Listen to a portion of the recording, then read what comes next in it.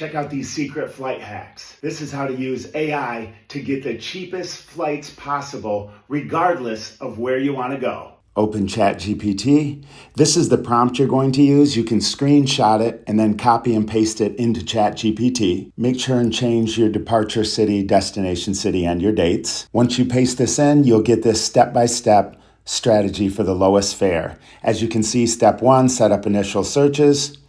Step 2, use price alerts, historical trends. Step 3, time your booking smartly. Step 4, stay flexible on dates and airports. Step 5, search incognito and use VPNs. Step 6, watch for mistake fares and flash deals.